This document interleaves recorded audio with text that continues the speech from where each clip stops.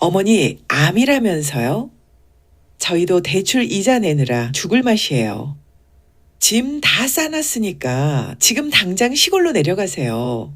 평생을 바쳐 강남 아파트를 해준 아들 내외에게 짐짝처럼 버려진 70대 노모. 하지만 그들은 꿈에도 몰랐습니다. 이제 와서 25억이라는 소리에 엄마가 엄마로 보이니? 내 재산 단 1원도 너희에겐 없어. 거실 창밖으로 보이는 강남의 야경은 화려하기만 했습니다. 하지만 집안의 공기는 마치 영하의 냉동고에 들어온 듯 서늘하다 못해 시렸습니다. 거실 한복판, 정갈하게 닦인 대리석 바닥 위에는 어울리지 않는 낡은 천가방 하나가 덩그러니 놓여 있었습니다. 박술래가 수십 년 전 시장통에서 장사를 시작할 때부터 들고 다녔던, 이제는 곳곳이 해지고 색이 바랜 가방이었습니다. 그 가방을 현관 쪽으로 툭 밀어버리며 며느리 서지혜가 입을 열었습니다. 그녀의 목소리에는 일말의 망설임도 죄책감도 섞여 있지 않았습니다. 어머니, 저도 이런 말씀 드리고 싶지 않은데 상황이 너무 안 좋네요. 요즘 경기가 어떤지 뉴스 보셔서 아시잖아요. 저희도 이 집 살 때 받은 대출금 이자 갚느라 매달 숨이 턱턱 막혀요. 애들 학원비는 또 어떻고요. 이런 와중에 어머니 건강까지 이렇게 되시니까 솔직히 말씀드려서 저희가 더 이상 감당할 수가 없어요. 술래는 멍하니 며느리의 입술이 움직이는 모양을 바라보았습니다. 며칠 전 병원에서 들었던 췌장암 의심이라는 단어가 머릿속에서 이명처럼 울리고 있었습니다. 정밀 검사를 받아야 한다는 의사의 심각한 얼굴보다 지금 눈앞에서 차갑게 젖살을 떨며 돈 이야기를 하는 며느리의 얼굴이 더 비현실적으로 느껴졌습니다. 지혜야, 내가 많이 아프다지 않니? 검사 결과 나올 때까지만이라도 여기 있으면 안 되겠니? 술래의 목소리는 갈라진 논바닥처럼 푸석거렸습니다. 하지만 지혜는 기다렸다는 듯 말을 가로챘습니다. 어머니, 검사 한번 받는데도 돈이 한두 푼 드는 게 아니잖아요. 입원이라도 하시면 간병인은요? 제가 직장 그만두고 어머니 수발이라도 들어야 하나요? 저희 형편에 그건 불가능해요. 어머니도 자식들 앞길 막고 싶진 않으시잖아요. 시골 외삼촌댁 근처에 공기 좋고 요양하기 좋은 곳 많다면서요. 거기서 마음 편히 계시는 게 어머니 건강에도 훨씬 나아요. 술래는 가슴 한 구석이 텅 비어버리는 기분이었습니다. 지금 지혜가 서 있는 이 넓고 깨끗한 아파트 거실, 발밑에 고급 내장재 하나하나가 누구의 피땀으로 만들어진 것인지 술래는 똑똑히 기억하고 있었습니다. 새벽 4시, 남들이 단잠에 빠져 있을 때 술래는 얼음장 같은 물에 손을 담가 생선을 씻었습니다. 비린내가 몸에 배어 버스 옆자리에 아무도 앉지 않으려 할 때도 술래는 아들 진호의 학원비를 생각하며 웃었습니다. 손가락 마디마디가 뒤틀리고 무릎 연골이 다 닳아 없어질 정도로 시장 바닥을 구르며 번 돈 5억 원. 그 돈을 아들 결혼할 때 아파트 한 채 해준다고 아낌없이 내놓았습니다. 그때 지혜는 술래의 손을 잡으며 어머니, 평생 저희가 모실게요. 고생 많으셨어요. 라며 눈물을 글썽였던 아이였습니다. 그런데 그 눈물은 다 어디로 간 것일까요? 병들었다는 소식이 집안에 퍼지자마자 지혜의 태도는 180도 달라졌습니다. 효도라는 가면은 거추장스러운 장식품처럼 내팽개쳐졌고 그 자리에는 비용과 효율이라는 냉혹한 계산기만 남았습니다. 술래는 옆에서 고개를 숙이고 있는 아들 진호를 바라보았습니다. 자신이 가장 사랑했고 자신의 모든 인생을 바쳐 키워낸 아들이었습니다. 진호가 한마디만 해주길 바랐습니다. 지혜야, 그래도 이건 아니지. 우리 엄마잖아. 라고 말입니다. 하지만 진호는 바닥무늬만 뚫어지게 쳐다보며 입을 꾹 다물고 있었습니다. 그 침묵은 며느리의 가시돋친 말보다 더 아프게 술래의 심장을 후벼 팠습니다. 진호야, 너도 같은 생각이냐? 내가 정말 이 집에서 나가야 하는 거니? 술래에 떨리는 물음에 진호는 그제야 마지못해 고개를 살짝 들었습니다. 하지만 눈은 여전히 맞추지 못했습니다. 엄마, 지혜의 말이 틀린 건 아니잖아요. 요즘 우리 정말 힘들어요. 잠깐만, 아주 잠깐만 시골 가 계세요. 상황 좀 좋아지면 제가 바로 모시러 갈게요. 엄마도 우리 힘든 거 보기 싫으시잖아요. 그쵸? 아들의 입에서 나온 우리라는 단어 속에 박순례는 없었습니다. 우리는 진호와 지혜, 그리고 그들의 아이들 뿐이었습니다. 순례는 그제야 깨달았습니다. 평생을 바쳐 지어준 이 집이 자신에게는 단 한 칸의 안식처도 허락하지 않는 거대한 감옥이었다는 것을요. 자신이 준 5억 원은 아들의 행복을 위한 밑거름이 된 것이 아니라 자신을 내쫓을 성벽을 쌓는 데 쓰였다는 것을 말입니다. 지혜는 벌써 현관문을 열고 택시를 호출하고 있었습니다. 낡은 가방 손잡이를 잡은 순례의 손등위로 굵은 눈물 한 방울이 떨어졌습니다. 평생 시장통에서 거친 사람들을 상대하며 단단해졌다고 믿었던 마음이 자식이라는 이름 앞에서 이렇게 속절없이 무너져 내리고 있었습니다. 그래, 가마. 내가 가야 너희가 편하다면 가야지. 순례는 굽은 허리를 펴려 애쓰며 가방을 들었습니다. 며느리는 빨리 나가라는 듯 현관문을 붙잡고 서 있었고 아들은 여전히 거실 구석에서 그림자처럼 서 있었습니다. 한때는 내 집이라고 믿었던 그곳에서 박순례는 그렇게 짐짝처럼 밀려나갔습니다. 복도로 나서는 순례의 뒤로 차가운 금소금과 함께 현관문이 닫혔습니다. 띠리릭 소리와 함께 잠기는 도어락 소리는 마치 그녀의 인생에서 아들과의 인연이 단절되는 소리처럼 들렸습니다. 차가운 복도등에 비친 순례의 그림자가 처량하게 흔들렸습니다. 췌장암이라는 죽음의 그림자보다 믿었던 사랑에게 버림받았다는 시련의 상처가 순례를 더 깊은 어둠 속으로 몰아넣고 있었습니다. 하지만 순례는 몰랐습니다. 이 비참한 퇴장이 훗날 아들 부부에게 피눈물을 흘리게 할 거대한 반전의 서막이 될 것임을 말입니다. 현관 앞에 놓인 낡은 가방만큼이나 박순례의 마음은 너덜너덜해져 있었습니다. 그녀는 지푸라기라도 잡는 심정으로 아들 강진호의 얼굴을 뚫어지게 응시했습니다. 36해 전 좁은 방에서 핏덩이였던 그를 처음 품에 안았을 때의 온기를 그녀는 아직도 기억합니다. 젖이 나오지 않아 퉁퉁 부은 가슴을 부여잡고 눈물 젖은 미음을 먹여가며 금지 오겹으로 키운 아들이었습니다. 시장 바닥에서 상인들에게 무시당하고 생선 비린내가 난다며 손가락질 받아도 진호의 엄마 라는 한마디면 모든 고통이 눈 녹듯 사라졌습니다. 하지만 지금 순례의 눈앞에 서 있는 남자는 그녀가 알던 아들이 아니었습니다. 진호는 어머니의 애끓는 시선을 피한 채 거실 바닥의 대리석 문양만 마치 연구라도 하듯 뚫어지게 쳐다보고 있었습니다. 그의 침묵은 날카로운 비수가 되어 순례의 심장을 갈갈이 찢어 놓았습니다. 진호야, 네가 직접 말해봐라. 정말 내가 짐이 되는 거니? 이 애미가 여기서 죽을 날만 기다리는 늙은 짐짝으로만 보이냐? 순례의 갈라진 목소리에 진호의 어깨가 미세하게 떨렸습니다. 그는 한참 동안이나 입술을 달싹이다가 겨우 고개를 들지 못한 채 비겁한 변명을 내뱉었습니다. 그 목소리는 모기 소리처럼 작았지만 순례의 귀에는 천둥 소리보다 더 크게 박혔습니다. 엄마, 지혜 말대로 하는 게 엄마한테도 좋아요. 잠깐만 시골 외삼촌 댁에 가 계세요. 거긴 공기도 맑고 조용하잖아요. 여기 서울은 미세먼지도 심하고 소란스러워서 치료에 도움도 안 돼요. 거기 계시면 마음도 훨씬 편해지실 거예요. 저희도 마음 편히 일할 수 있고요. 공기가 좋다는 말. 그럴듯한 포장지로 감싼 그 말의 실체는 결국 내 눈앞에서 사라져달라는 사형 선고와 다름없었습니다. 순례의 가슴에 대못이 박히는 순간이었습니다. 자신이 피땀 흘려 사준 이 집에서 자신이 가장 약해지고 아픈 순간에 가장 먼저 등을 돌린 사람이 다름 아닌 배 아파 낳은 자식이라니. 순례는 헛웃음이 나오려는 것을 필사적으로 참았습니다. 진호는 여전히 비겁했습니다.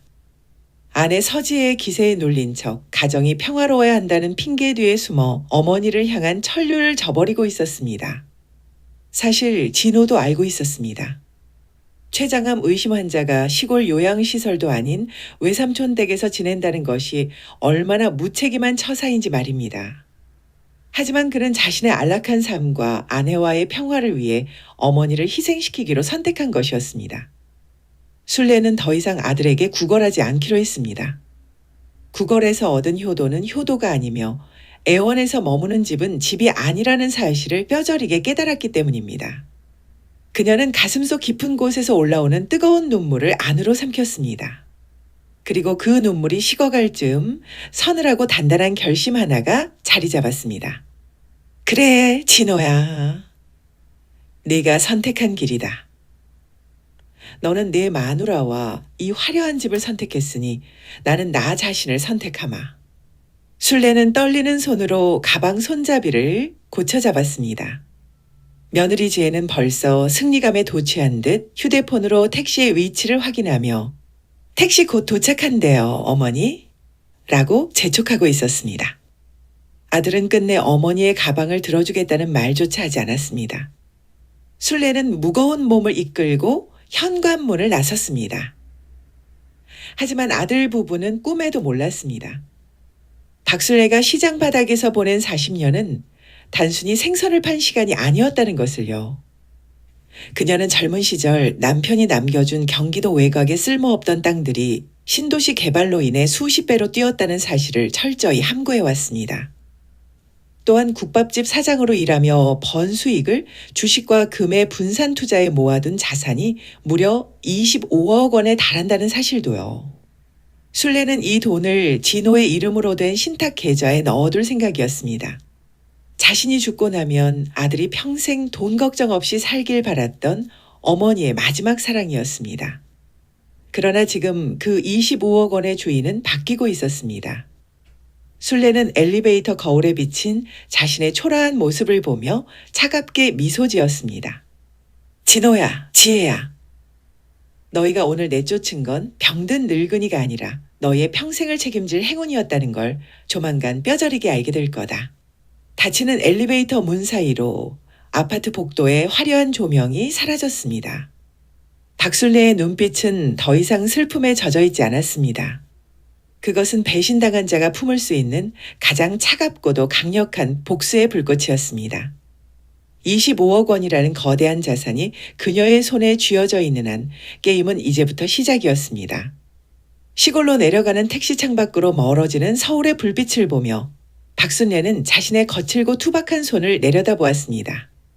마디마디가 툭 붉어지고 손톱 밑에는 지워지지 않는 세월의 흔적이 박힌 그 손은 순례가 살아온 70년 인생의 기록부와도 같았습니다. 이 손은 한 번도 편할 날이 없었습니다. 30 남짓한 나이에 남편을 사고로 일찍 여의었을 때 순례의 수중에는 돌 지난 진호와 차가운 방 한 칸이 전부였습니다.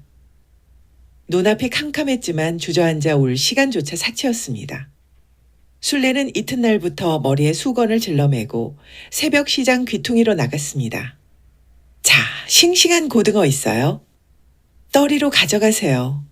겨울이면 고무장갑 속으로 파고드는 얼음장 같은 물에 손이 갈라져 피가 터졌습니다. 그럴 때면 대충 반창고를 감고 비닐봉지를 더 씌운 채 다시 생선을 날렸습니다.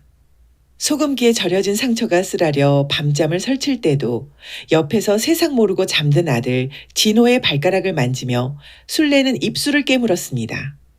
내 자식만큼은 절대로 이 비린내 나는 삶을 물려주지 않으리라. 남들 입는 옷, 남들 먹는 음식 못 먹여도 공부만큼은 남부럽지 않게 시키리라. 그 지독한 일념 하나가 순례를 버티게 했습니다. 노점에서 시작한 장사는 지독한 절약과 성실함 덕분에 작은 국밥집으로 이어졌습니다. 국밥집 사장이 된 후에도 순례의 일상은 변하지 않았습니다. 새벽 4시에 일어나 가마솥에 불을 지피고 손님들이 남긴 찬밥으로 끼니를 때우며 자식 뒷바라지에 모든 것을 쏟아부었습니다. 며느리 지혜가 비싼 명품 가방을 들고 다닐 때도 순례는 시장에서 산 10,000원짜리 조끼 하나로 몇 해를 버텼습니다. 자신을 위해 쓰는 돈은 단 10원도 아까워 벌벌 떨면서도 아들 진호가 대학에 가고 장가를 갈 때는 아낌없이 지갑을 열었습니다. 그렇게 피땀 흘려 모은 돈으로 해준 것이 바로 그 강남 아파트였습니다.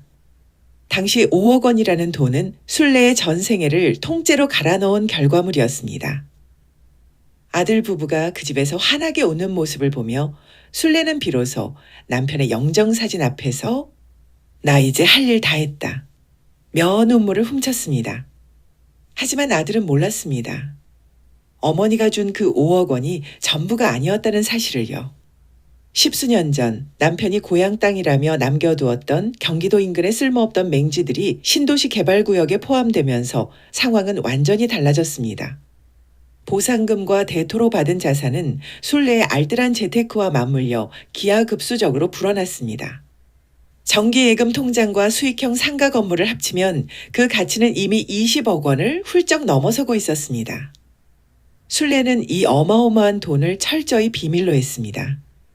돈이 생기면 자식들이 나태해질까 걱정되기도 했고 무엇보다 자신의 마지막 순간에 아들에게 줄 깜짝 선물로 남겨두고 싶었기 때문입니다.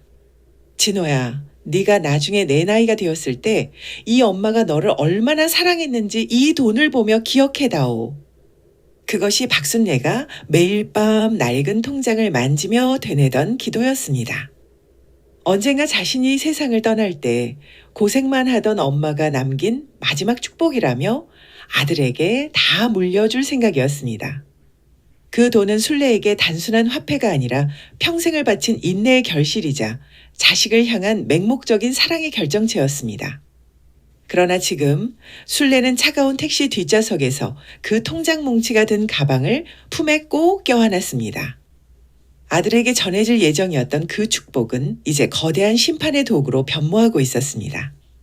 아들이 벌인 것은 병든 노모가 아니라 자신의 인생을 송두리째 바꿀 수 있었던 거대한 행운이었다는 사실을 순례는 차갑게 되새겼습니다. 기사님, 조금만 더 빨리 가주세요. 이제 다시는 뒤돌아보지 않을 겁니다. 순례의 눈에서 마지막 남은 미련의 눈물이 굴러떨어졌습니다. 평생을 자식이라는 나무에 물을 주느라 말라 비틀어졌던 노모의 가슴에 이제는 오로지 자신만을 위한 차가운 불꽃이 타오르기 시작했습니다. 그 20억은 이제 주인을 잃었습니다. 아니, 진정한 주인을 찾기 위한 여정을 시작하고 있었습니다. 강남의 화려한 아파트, 번듯한 내외장제로 마감된 그 집은 박순례에게 단 한 번도 우리 집이었던 적이 없었습니다. 5억 원이라는 거금을 흔쾌히 내주며 아들 내외를 입주시켰을 때만 해도 순례는 그곳이 자신의 마지막 안식처가 될 줄 알았습니다.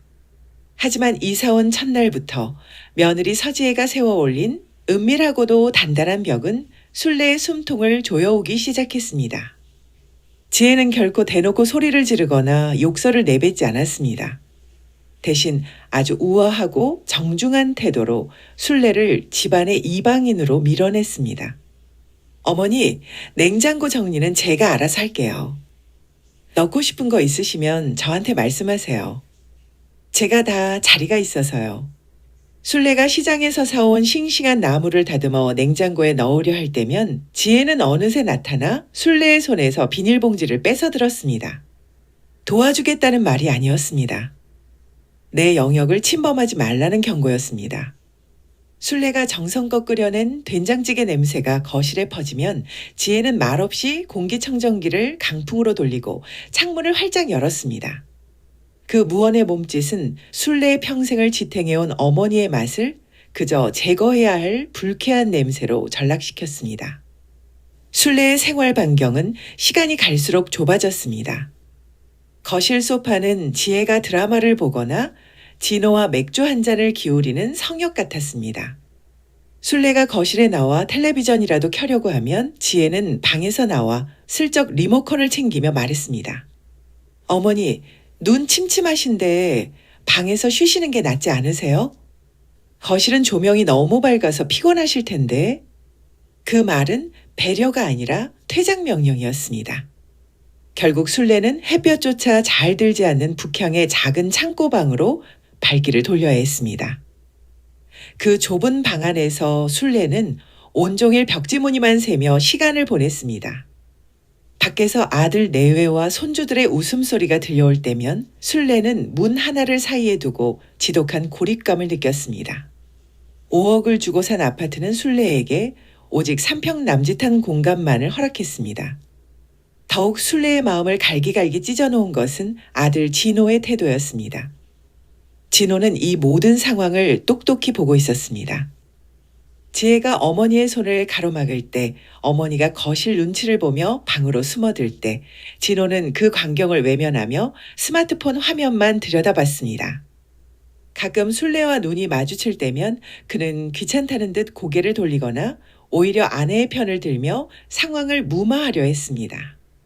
엄마, 지혜가 워낙 깔끔한 성격이라 그래요. 엄마가 좀 맞춰줘요. 우리가 얼마나 힘들게 사는데 집에서까지 큰 소리 나야겠어요? 아들에게 순례의 외로움은 큰 소리 나지 않게 관리해야 할 귀찮은 감정일 뿐이었습니다. 진호는 아내와의 평화를 위해 어머니의 존재를 지워나가는 공범자가 되었습니다. 순례는 밤마다 좁은 방에 누워 천장을 바라보며 생각했습니다. 시장 바닥에서 생선 가시에 찔려가며 번 돈으로 세워준 이 성벽이 어째서 자신을 가두는 창살이 되어버린 것인지.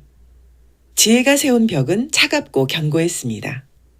그녀는 순례가 아프다는 소식을 듣기 전부터 이미 순례를 이 집에서 지워낼 준비를 마친 상태였습니다. 순례가 좁은 방에서 앓는 소리를 내도 지혜는 문 밖에서 아이들의 영어 단어 카드를 읽어주는 소리만 높였습니다. 어머니, 방에서 드시는 게 편하시죠? 여기 쟁반에 뒀으니 나중에 가져다 드세요. 식탁에 앉을 자리조차 내어주지 않는 며느리의 그 은밀한 폭력 속에서 순례는 서서히 깨달아갔습니다. 이 집은 자신이 세워준 것이지만 자신을 위한 자리는 단 한 뼘도 설계되지 않았다는 사실을 말입니다. 며느리의 은밀한 벽 뒤에서 순례의 슬픔은 분노로, 그리고 다시는 되돌릴 수 없는 냉혹한 결심으로 단단하게 굳어지고 있었습니다. 그 벽이 무너지는 날, 아들 부부가 마주하게 될 진실은 그 어떤 벽보다 더 높고 차가울 것이었습니다. 좁고 어두운 창고방에서의 생활이 길어질수록 박순례의 몸도 서서히 시들어갔습니다. 처음엔 그저 소화가 안 되는 줄로만 알았습니다. 평생을 시장 바닥에서 찬밥을 물에 말아 급하게 들이켜던 습관 때문에 생긴 고질적인 위험이라 생각하며 약국에서 산 소화제로 버텼습니다. 하지만 어느 날 새벽 배를 쥐어짜는 듯한 극심한 통증에 잠에서 깬 순례는 화장실에서 자신의 눈을 의심했습니다. 변기 속을 가득 채운 검붉은 혈흔. 그것은 몸속 어딘가에서 보내는 마지막 비명이자 절박한 경고였습니다. 순례는 떨리는 손으로 입을 틀어막았습니다. 거실 너머 안방에서는 아들 내외의 고요한 숨소리만 들려왔습니다. 진호야. 이름을 부르려다 멈췄습니다. 새벽 단잠을 깨웠다며 짜증을 낼 며느리의 얼굴이 먼저 떠올랐기 때문입니다. 결국 순례는 동이 틀 때까지 화장실 바닥에 주저앉아 통증을 참아냈습니다. 날이 밝자마자 그녀는 아들 가족의 아침 식사를 방해하지 않으려 도둑고양이처럼 살금살금 집을 빠져나와 혼자 동네 내과를 찾았습니다. 이건 여기서 볼 수준이 아닙니다. 당장 대학병원으로 가보세요. 종양의 크기가 예사롭지 않아요. 의사의 말은 청천벽력 같았습니다. 혼자 찾아간 대학병원에서 내려진 진단은 더욱 가혹했습니다. 췌장암 의심. 아직 정밀조직 검사가 남아있었지만 의사는 최악의 상황을 대비해야 한다고 했습니다. 수술과 항암 치료, 그리고 간병 비용까지 생각하면 초기 비용만 최소 수천만 원은 잡으셔야 합니다. 고령이시라 예우를 장담할 수 없으니 가족분들과 상의해서 빨리 결정을 내리세요. 병원을 나서는 순례의 눈앞이 하얗게 번졌습니다. 수천만 원. 시장에서 생선 한 마리에 500원, 1000원을 남기며 평생을 일궈온 그녀에게 그 돈의 가치는 누구보다 무거웠습니다. 물론 통장에는 20억이 넘는 돈이 있었지만 그녀는 그 순간에도 아들의 반응이 궁금했습니다. 아니 어쩌면 마지막으로 아들의 효심을 확인하고 싶었는지도 모릅니다. 그날 저녁 순례는 저녁 식사를 마친 진호의 눈치를 살피며 거실로 다가갔습니다. 식탁 앞에는 며느리 지혜가 가계부를 정리하고 있었고 진호는 소파에 비스듬히 누워 TV를 보고 있었습니다. 진호야. 엄마가 할 말이 좀 있는데. 술래의 조심스러운 목소리에 진호는 눈길조차 돌리지 않은 채 건성으로 대답했습니다. 왜요, 엄마? 저 지금 피곤한데 짧게 하세요. 옆에 있던 지혜는 볼펜을 탁 내려놓으며 날카로운 눈빛으로 술래를 쏘아봤습니다. 술래는 마른 침을 삼키며 어렵게 말을 꺼냈습니다. 내가 오늘 병원에 다녀왔는데 몸이 좀 많이 안 좋다고 하는구나. 큰 병원에 입원해서 수술도 해야 하고 검사도 받아야 한다는데 돈이 꽤 많이 들 것 같아. 암이라는 단어는 차마 입 밖으로 내지 못했습니다. 그저 많이 아프다는 말로 아들의 걱정을 기대했습니다. 하지만 돌아온 반응은 술래의 심장을 얼어붙게 만들었습니다. 진호는 벌떡 일어나 앉더니 미간을 잔뜩 찌푸리며 쏘아붙였습니다. 엄마, 갑자기 그게 무슨 소리예요? 아프면 얼마나 아프다고 수천만 원씩이나 들어요? 요즘 애들 학원비랑 과외비 대느라 우리도 마이너스 통장 쓰고 있는 거 몰라요? 우리 대출 이자만 한 달에 얼마인 줄 아시면서. 엄마는 왜 이렇게 눈치가 없어요? 진호의 목소리에는 걱정 대신 분노와 계산이 가득했습니다. 옆에서 듣고 있던 지혜는 한술 더 떴습니다. 어머니, 혹시 저희한테 그 돈 내달라고 하시는 거예요? 저희 아파트 사주실 때 돈 다 쓰셨다면서요? 이제 와서 병원비까지 저희 보고 책임지라는 건 너무 염치 없으신 거 아니에요? 저희도 당장 내일 애들 유학자금 마련하느라 숨이 턱턱 막혀요. 걱정은커녕 염치 없다는 말까지 들은 술래는 멍하니 아들 부부를 바라봤습니다. 자신이 사준 이 집에서 자신의 피땀으로 키운 아들이 자신의 목숨이 경각에 달린 순간에 학원비와 대출 이자를 따지고 있었습니다. 진호는 한숨을 크게 내쉬며 다시 소파에 몸을 던졌습니다. 일단 좀 참아보세요. 당장 죽는 병도 아닐 텐데 무슨 큰 병원이에요. 영양제나 좀 챙겨 드시고 시골 내려가서 요양하면 좋아지실 거예요. 저희 보고 어떡하라는 거예요. 정말. 아들의 첫마디는 끝내 걱정이 아닌 거절이었습니다. 수천만 원의 비용 앞에 30년 넘게 이어온 천류는 먼지보다 가볍게 흩어졌습니다. 술래는 가슴 깊은 곳에서 무언가 툭 하고 끊어지는 소리를 들었습니다. 그것은 아들을 향해 마지막까지 붙잡고 있었던 한 가닥 기대였습니다. 술래는 아무 말 없이 돌아섰습니다. 차가운 반응 뒤로 들려오는 아들 부부의 말소리는 이제 더 이상 사람의 목소리가 아닌 차가운 계산기의 두드림 소리처럼 들려왔습니다. 아들의 입에서 나온 병원비가 부담스럽다 는 말은 박순례의 가슴에 남은 마지막 온기마저 앗아갔습니다.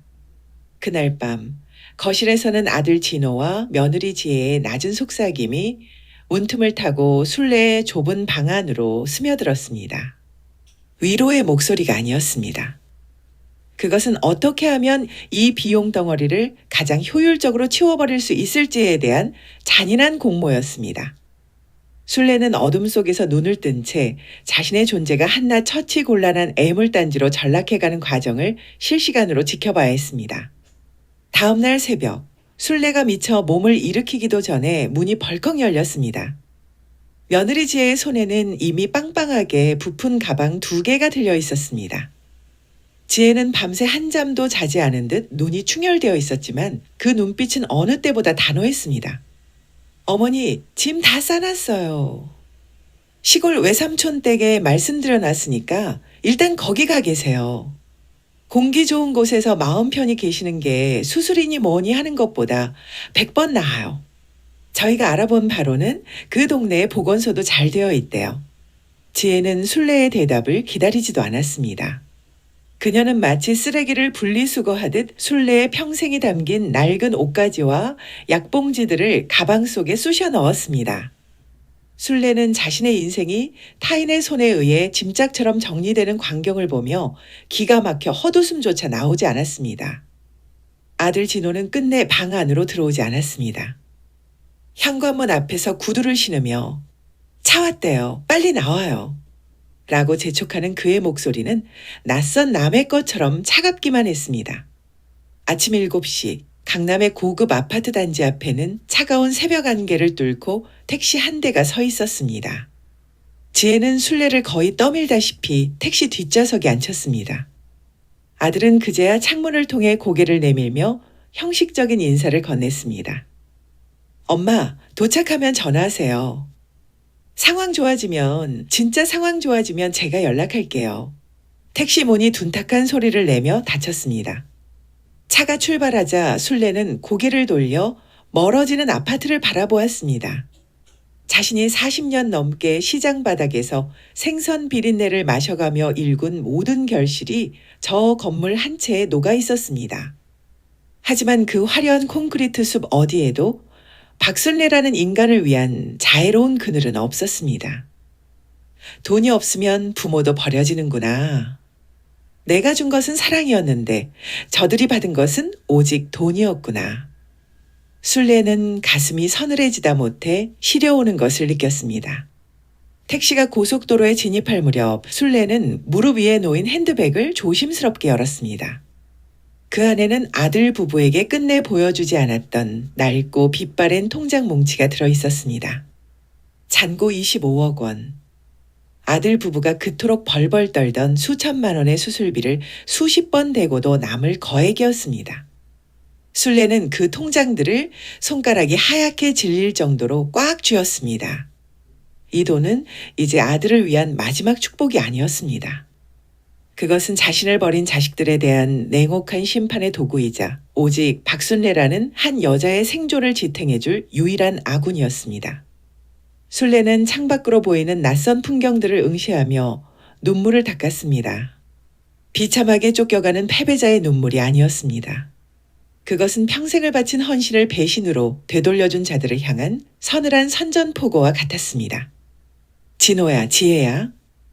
너희는 오늘 나를 버린 게 아니라 너희의 인생을 버린 거다. 이제 내게 남은 것은 이 돈과 나 자신뿐이다. 그리고 나는 이 돈으로 너희가 상상도 못할 결말을 준비할 거다. 시골로 향하는 길은 멀고 험했지만 술래의 마음속에서는 전례 없는 단단한 결의가 싹트고 있었습니다. 이제 박순례의 인생 제2막은 아들의 어머니가 아닌 25억 자산을 거머쥔 한 인간으로서의 독립으로부터 시작되고 있었습니다. 택시는 거침없이 속도를 높이며 아파트 숲을 완전히 벗어났습니다. 시골 외삼촌댁 뒷마당에 자리한 작은 별채. 먼지 냄새가 매캐하게 올라오는 그 낡은 방에 들어선 박순례는 짐가방을 풀기도 전에 안방 구석, 붙박이장 깊숙한 곳을 뒤졌습니다. 낡은 요 세 장을 걷어내자 바닥면에 교묘하게 가려져 있던 작은 철제 금고가 모습을 드러냈습니다. 아들 진호조차 그 존재를 몰랐던 남편과 술래만이 공유하던 최후의 보루였습니다. 술래는 떨리는 손가락으로 금고의 다이얼을 돌렸습니다.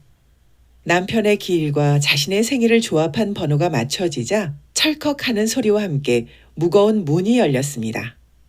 그 안에는 세월의 흔적이 묻어나는 서류 뭉치들이 가지런히 정리되어 있었습니다. 수십 장에 달하는 정기 예금 통장들, 그리고 그 밑에는 빳빳한 종이질의 등기권리증 몇 권이 놓여 있었습니다. 서울 변두리와 경기도 접경 지역에 남편이 젊은 시절 사두었던 상가 건물과 대지의 주인이 박순례임을 증명하는 서류들이었습니다. 술래는 서류를 품에 안고 낡은 소파에 주저앉았습니다. 눈을 감자 10년 전 암투병 끝에 세상을 떠나기 직전의 남편 얼굴이 어제 일처럼 선명하게 떠올랐습니다.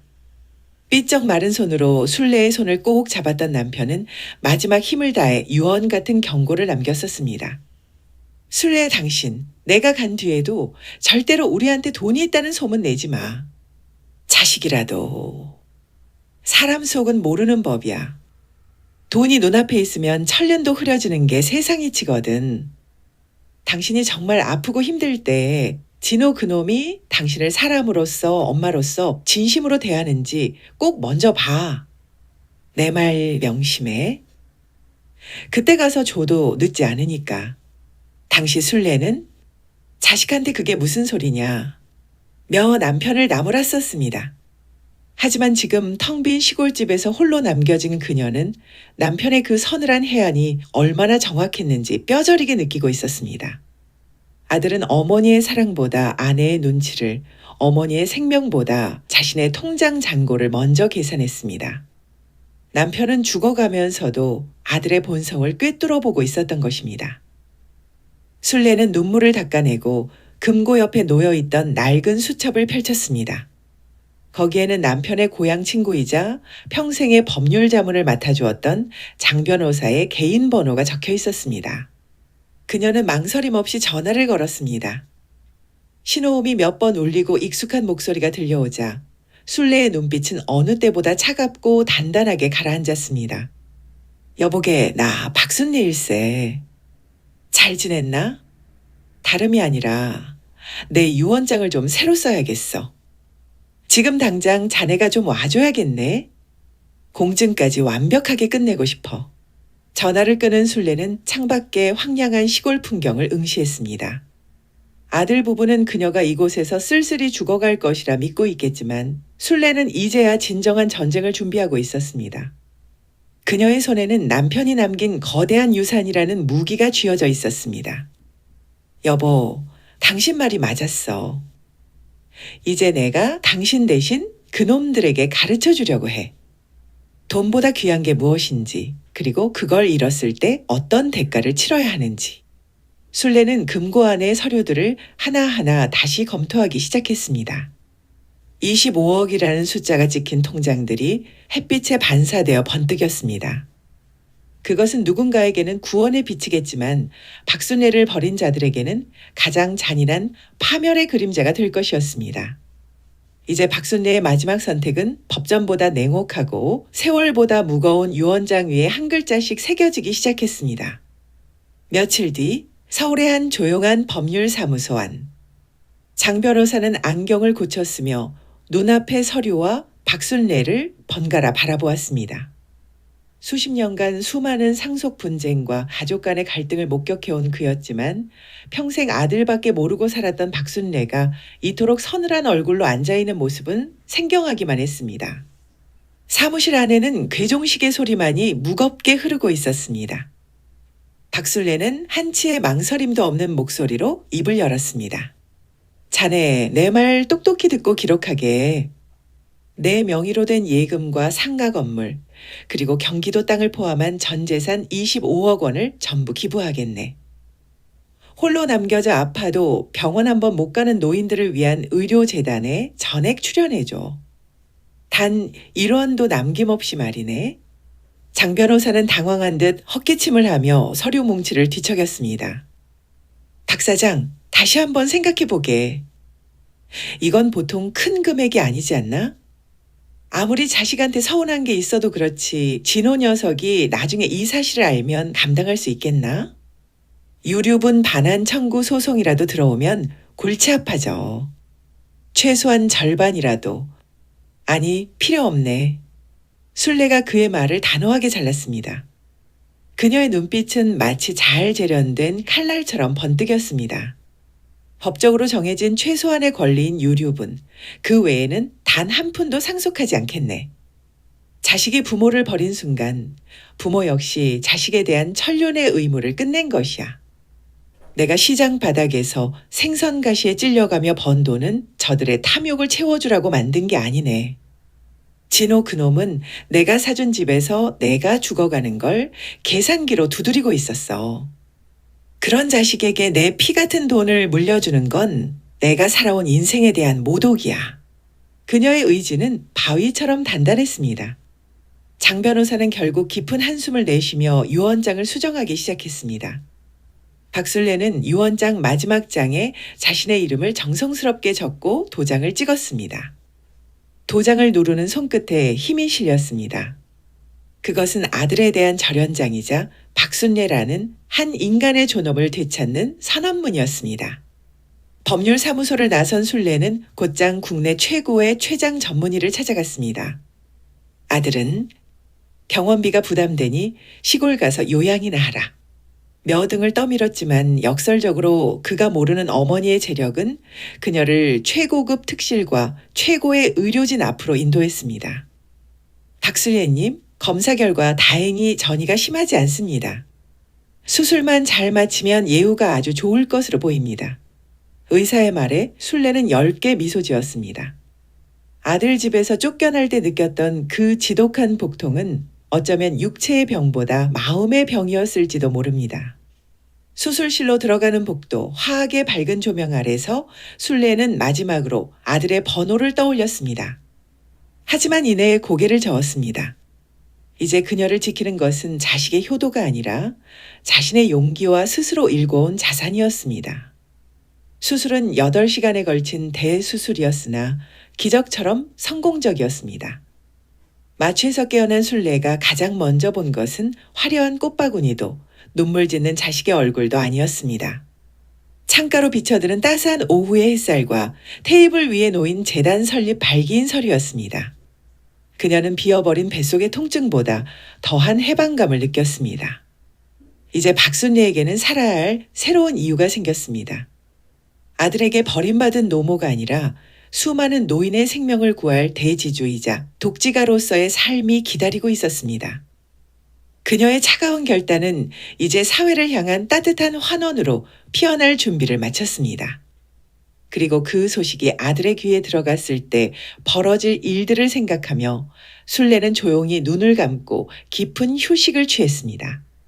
수술 후 재활을 마친 박순례의 안색은 몰라보기 좋아졌습니다. 그녀는 더 이상 굽은 허리로 눈치를 보던 노인이 아니었습니다. 6개월 뒤 전국으로 송출되는 저녁 뉴스 시간. 자식에게 버림받은 70대 노모, 25억 전 재산의료재단 기탁이라는 헤드라인이 화면을 가득 채웠습니다.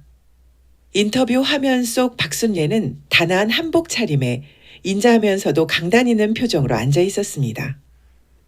나이가 들고 병들었다는 이유로 자식에게조차 짐 취급을 받는 어르신들이 많습니다. 제 작은 정성이 그분들에게 다시 일어설 수 있는 희망이 되길 바랍니다. 그 시각 강남의 아파트 거실. 저녁 식사를 하던 강진호와 서지혜는 입에 머금고 있던 수저를 떨어뜨렸습니다. TV 화면 속에서 당당하게 인터뷰를 하는 여성은 분명 그들이 짐짝처럼 시골로 내쫓았던 그 병든 어머니가 맞았습니다. 특히 앵커의 입에서 나온 25억 원이라는 숫자는 그들의 고막을 찢어놓는 천둥소리 같았습니다. 25억? 여보, 지금 저거 우리 어머니 맞지? 저게 무슨 소리야? 어머니한테 무슨 돈이 25억이나 있었다는 거야. 지혜의 목소리는 비명에 가까웠습니다. 진호는 넋이 나간 듯 화면 속 어머니의 얼굴을 더듬었습니다. 그들이 병원비 수천만 원이 아까워 어머니를 사지로 몰아넣었을 때 어머니는 그 돈의 수십 배에 달하는 거액을 쥐고 있었던 것입니다. 그 돈이면 지금 갚고 있는 아파트 대출금을 한 번에 털어내고도 남았고 지혜가 노래를 부르던 강남 빌딩 한 채도 꿈꿔볼 수 있는 액수였습니다. 말도 안 돼. 엄마가 왜 우리한테 비밀로 한 거지? 엄마, 이건 사기야. 진호는 미친 사람처럼 외투를 챙겨 입었습니다. 지혜 역시 눈에 불을 켜고 가방을 챙겼습니다. 그들에게 이제 어머니의 병세나 건강은 중요하지 않았습니다. 오직 그 25억이라는 숫자가 자신들의 소나기에서 빠져나가고 있다는 공포만이 뇌를 지배했습니다. 그들은 밤이 깊은 줄도 모르고 시골로 차를 몰았습니다. 시속 140km가 넘는 속도로 고속도로를 질주하며 진호는 핸들을 내리쳤습니다. 엄마가 우리를 시험한 거야. 이건 함정이야. 어떻게 자식한테 이럴 수가 있어? 새벽녘 시골집 앞에 도착한 그들은 차에서 내리자마자 대문을 거칠게 두드렸습니다. 엄마, 저 진호예요. 엄마, 문 좀 열어보세요. 저희가 다 잘못했어요. 어머니, 저희가 그때 제정신이 아니었어요. 대출 이자에 치이다 보니 마음에도 없는 소리를 한 거예요. 제발 문 좀 열고 말씀 좀 나누세요. 지혜는 아예 흙바닥에 무릎을 꿇고 통곡하기 시작했습니다. 지나가던 동네 주민들이 혀를 차며 구경했지만 그들에게 체면 따위는 없었습니다. 25억 원이라는 거대한 신기루가 눈앞에서 사라지려 하는데 자존심이 무슨 소용이었을까요? 진호는 목이 터져라 어머니를 불렀고 지혜는 대문 틈으로 손을 집어넣으며 애원했습니다. 엄마, 이제 저희가 진짜 잘할게요. 강남집 정리하고 더 큰 집으로 옮겨서 어머니 상전처럼 모실게요. 항암 치료고 뭐고 최고급으로 다 해드릴게요. 제발 화 좀 푸세요, 엄마. 하지만 굳게 닫힌 목조 대문 안에서는 정적만이 흘렀습니다. 아니, 자세히 들어보니 마당 너머 작은 라디오 소리만 들려올 뿐이었습니다. 아들이 절교하고 며느리가 땅을 치며 회개하는 척 쇼를 벌여도 그 문은 마치 거대한 철벽처럼 요지부동이었습니다. 박술래는 대문 뒤 그늘진 툇마루에 앉아 그들의 목소리를 가만히 듣고 있었습니다. 예전 같았으면 아들의 저 젖은 목소리에 가슴이 미어져 맨발로 뛰어나갔겠지만 지금은 그저 낯선 이방인의 소음처럼 들렸습니다. 술래는 찻잔을 내려놓으며 조용히 혼잣말을 내뱉었습니다. 진호야, 지혜야. 너희가 지금 부르는 건 네 엄마가 아니라 그놈의 돈이구나. 이미 늦었다. 너희가 내민 건 계산서였지만 내가 내민 건 내 인생의 마지막 마침표였으니까. 대문을 걷어차며 울부짖는 아들의 통곡 소리가 적막한 시골 마을의 새벽 공기를 갈기갈기 찢어놓았습니다. 하지만 그 처절한 소리조차 박순례의 마음을 돌려세울 순 없었습니다. 그녀가 40년간 생선 비린내를 참으며 지켜왔던 어머니라는 이름은 바로 그날 새벽 그들의 탐욕스러운 외침 속에서 영원히 사라졌습니다. 오직 차갑게 닫힌 문만이 버림받은 자식이 치러야 할 혹독한 대가를 증명하고 있었습니다. 대문 밖에서는 여전히 진호의 절규와 지혜의 흐느낌이 엉겨붙어 소란을 피우고 있었습니다. 하지만 박순례는 천천히 자리에서 일어나 대문 쪽으로 다가갔습니다. 문을 열어주기 위함이 아니었습니다. 마침표를 찍기 위함이었습니다. 술래는 굳게 닫힌 문틈 사이로 이전과는 전혀 다른 서늘하고 위험 있는 목소리를 내뱉었습니다. 이제 와서 돈 냄새가 좀 나니 그제 엄마가 엄마로 보이니? 순간 대문 밖이 적막에 휩싸였습니다. 술래의 일갈은 칼날처럼 날카로워 문 밖의 공기를 단숨에 얼려버렸습니다. 진호가 떨리는 목소리로 대답했습니다. 어머니, 무슨 말씀을 그렇게 하세요? 제가 정말 죽을 죄를 졌습니다. 한 번만, 제발 한 번만 얼굴 보고 말씀하세요. 진호야, 너는 나를 버린 게 아니라 내 인생의 가장 큰 복을 발로 찬 게야. 내가 아파서 신음할 때 네가 계산했던 그 수천만 원의 병원비. 그게 아까워서 이 애미를 사지로 몰았던 내가 이제 와서 25억이라는 소리에 무릎을 꿇는구나. 네가 지금 보고 싶어 하는 건 내 얼굴이 아니라 내 통장 잔고겠지? 술래의 목소리에는 이제 미련도 슬픔도 남아있지 않았습니다. 그녀는 더 이상 아들의 눈치를 보며 좁은 창고 방에서 숨죽이던 힘없는 노인이 아니었습니다. 죽음의 문턱에서 스스로를 구해내고 평생의 헌신을 배신으로 갚은 자들을 도려낸 한 인간의 당당함만이 서려 있었습니다. 가거라. 내 재산은 이미 내 손을 떠났다. 나처럼 병들고 버림받은 노인들을 위해 쓰일 게야. 너희에게 줄 돈은 단 1원도 없으니 다시는 내 집 대문을 더럽히지 마라. 술래는 단호하게 돌아섰습니다. 뒤에서 아들이 대문을 두드리며 오열하고 며느리가 비명을 질렀지만 그녀는 단 한 번도 뒤돌아보지 않았습니다. 몇 달 후 박순례의 삶은 완전히 바뀌었습니다. 그녀는 자신의 전 재산으로 설립된 순례노인 의료복지재단의 이사장 취임식에 섰습니다.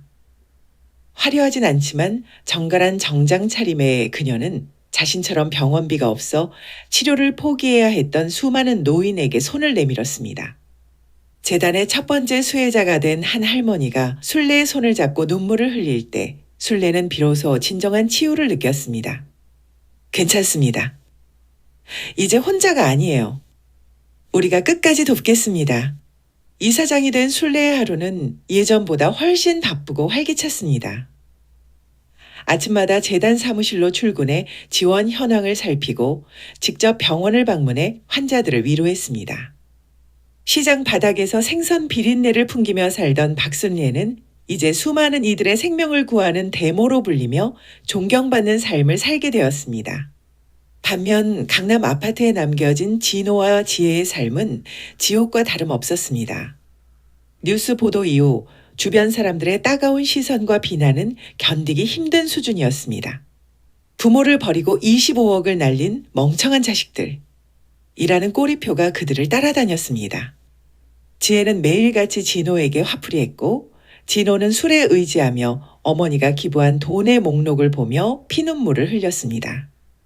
하지만 그들이 흘리는 눈물은 진정한 참회가 아닌 놓쳐버린 돈에 대한 집착일 뿐이었습니다. 버려진 부모의 마음은 결코 돈으로 되돌릴 수 없으며 천륜을 저버린 대가는 그 어떤 금전적 손실보다 혹독하다는 교훈을 남긴 채 박순례의 새로운 인생은 찬란하게 피어올랐습니다. 70세의 나이, 박순례는 이제야 비로소 누구의 어머니가 아닌 박순례 자신으로서의 진짜 삶을 살아가기 시작했습니다. 해질녘 자신의 이름을 딴 재단 건물을 바라보며 순례는 엷은 미소를 지었습니다. 그녀의 뒤로 길게 늘어진 그림자는 그 어느 때보다 단단하고 평온해 보였습니다.